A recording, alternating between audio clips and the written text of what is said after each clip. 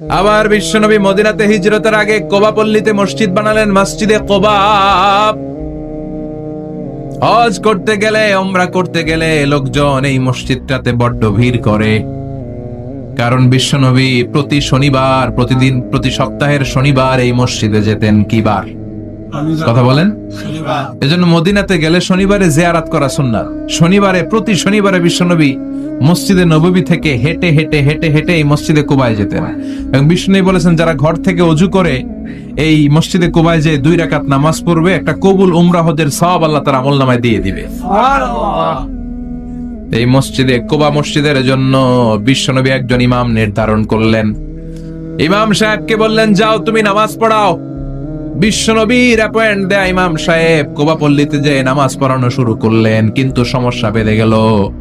তিনি মাগরিবের নামাজ, এশার নামাজ আর ফজরের নামাজ, মানে যেই নামাজে আওয়াজ করে কেরাত পড়তে হয়, কয় নামাজে আওয়াজ করে কেরাত?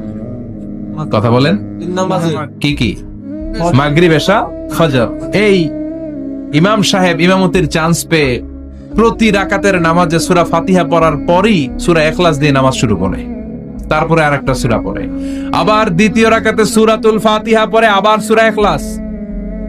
ফজরের সময়ও সূরা ইখলাস, এশার সময়ও সূরা ইখলাস, মাগরিবের সময়ও এই সূরা।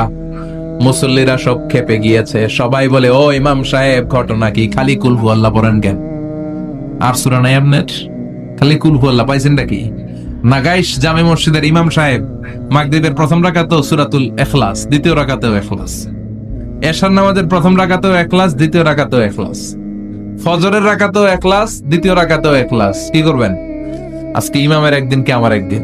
পাইছেন কি আপনি? সবাই বলে, আপনি পাইছেন কি? ইমাম সাহেব কয়, পড়তে মন চাইলে পড়ো, নাইলে অন্য মসজিদে যাও।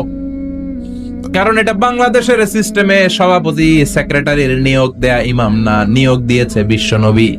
আবার ক্যান্সেল করলেও লাগবে বিশ্বনবীরে, ঠিক কিনা? নিয়োগ দিয়েছে বিশ্বনবী, নিয়োগ বাতিল করলেও করবে কে? বিশ্বনবী। মুসল্লির তো কোনো এখতিয়ার নাই। সব মুসল্লিরা মিলে বিশ্বনবীর দরবারে যায়, যে বলে, নবী কি ইমাম সাহেব দিলেন, কুল হুয়াল্লাহ ছাড়া কিচ্ছু পারে না, খালি কুল হুয়াল্লাহ। কি এক মুসিবতে আছি। প্রত্যেক নামাজে কুল হুয়াল্লাহু আহাদ দিয়ে শুরু করে, এরপরে আরেক সূরা পড়ে। ঘটনা কি? বিশ্বনবী বললেন, ইমাম সাহেব রে ডাকো। বিশ্বনবী ইমাম সাহাবীরে বললেন, ও সাহাবী, কেন এই কাজটা করো? তোমার মুসল্লিরা বলে প্রতি রাকাতে কেন কুল হুয়াল্লাহ দিয়ে শুরু করো, ঘটনাটা কি? অন্য সূরা পড়ো না কেন? সাহাবী বলে, নবী গো, এই সূরাটারে আমি বড্ড বেশি ভালোবাসি।